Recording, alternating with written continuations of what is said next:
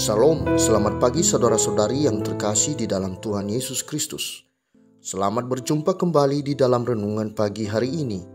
Sebelum kita membaca dan merenungkan firman Tuhan, marilah kita bersama-sama mempersiapkan hati dan pikiran kita dan memohon tuntunan Roh Kudus.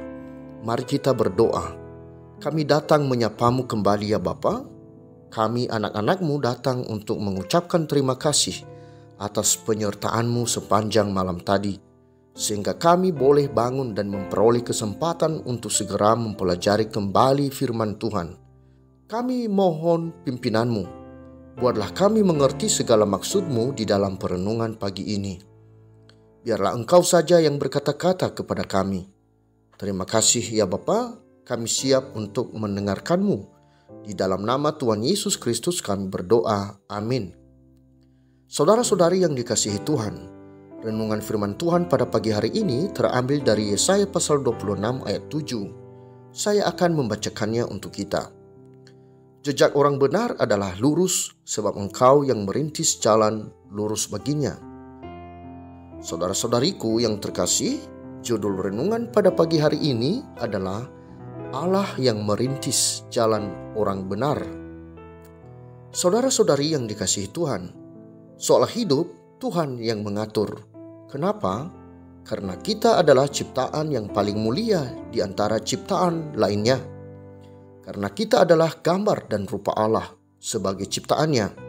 Hendaknya kita mengikuti petunjuk dan taat terhadap perintahnya. Walaupun dosa telah terjadi di dunia yang telah diakibatkan oleh nenek moyang kita, Adam dan Hawa, adalah dosa pelanggaran terhadap perintah Allah yang tentu akan merambat sampai ke anak cucu, termasuk kepada kita sampai saat ini. Namun karena kasih Allah yang begitu besar, Allah menyerahkan anaknya untuk membenarkan kita, sehingga kita benar bukan karena kebenaran kita, tetapi karena anaknya Yesus Kristus yang membenarkan kita. Saudara-saudari yang dikasihi Tuhan, orang yang benar berarti orang yang percaya kepada Kristus, sehingga selalu menguduskan dirinya dan taat terhadap firman Tuhan. Bagaimana kehidupan orang benar? Orang benar memelihara hati dan ucapannya. Di dalam Mazmur pasal 37 ayat 29 sampai 31. Orang-orang benar akan mewarisi negeri dan tinggal di sana senantiasa. Mulut orang benar mengucapkan hikmat dan lidahnya mengatakan hukum. Taurat Allahnya ada di dalam hatinya, langkah-langkahnya tidak goyah. Saudara-saudari yang dikasihi Tuhan, melihat tindakan Allah terhadap orang benar, yaitu jalan yang dia lalui saja Allah yang merintis dan mengatur, maka sudah barang tentu akan mendatangkan bahagia dan sukacita di dalam hatinya dan kesejahteraan penuh dalam kehidupannya. Bukan berarti orang benar tidak merasakan penderitaan, tetapi Allah yang selalu bersama dengan mereka melewati penderitaan. Di dalam Amsal pasal 18 ayat 10, nama Tuhan adalah menara yang kuat, kesanalah orang benar berlari dan ia menjadi selamat. Saudara-saudari yang terkasih, mari berjalanlah dan hiduplah benar di hadapan Tuhan, yang telah banyak memberi kita kemurahan dan kasih-Nya. Kita orang berdosa berganti menjadi orang benar karena pembenaran yang dilakukannya bagi kita. Karena langkah orang benar Tuhan yang merintis dan meluruskannya. Demikianlah renungan pada pagi hari ini. Tuhan memberkati. Kita akan menutup renungan dalam doa, tetapi jika saudara ingin didoakan secara khusus, hubungi email kami. Kerinduan kami agar channel ini menjadi berkat bagi banyak orang. Mari kita berdoa. Begitu indah firman-Mu Bapa. Betapa kami bersyukur telah mendengarkannya.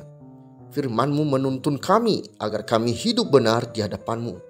Sebab kami telah dibenarkan di dalam kasih dan kemurahan-Mu melalui kematian Tuhan kami Yesus Kristus di atas kayu salib.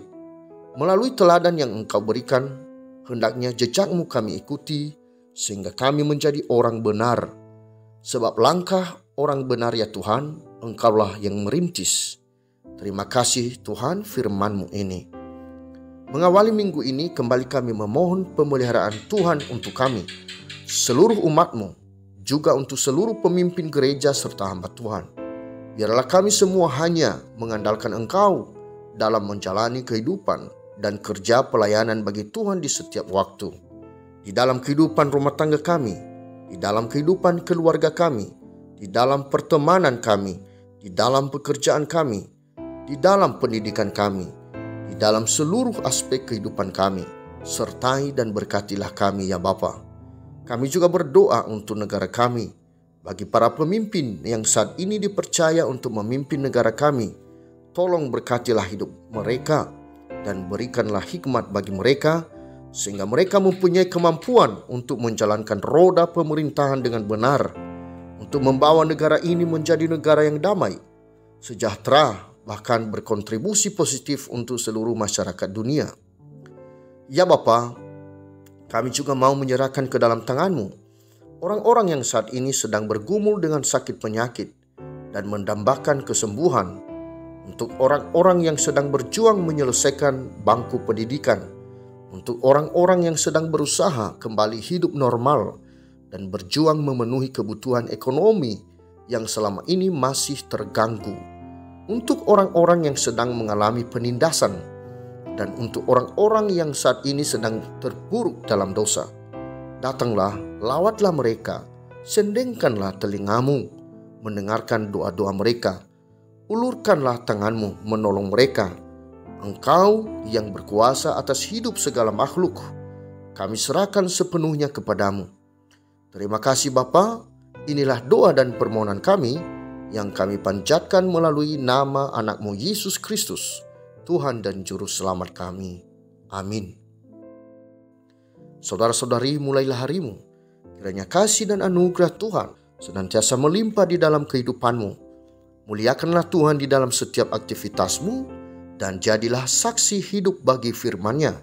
Roh Kudus menyertai kita semua. Sampai berjumpa kembali di renungan berikutnya. Tuhan Yesus memberkati.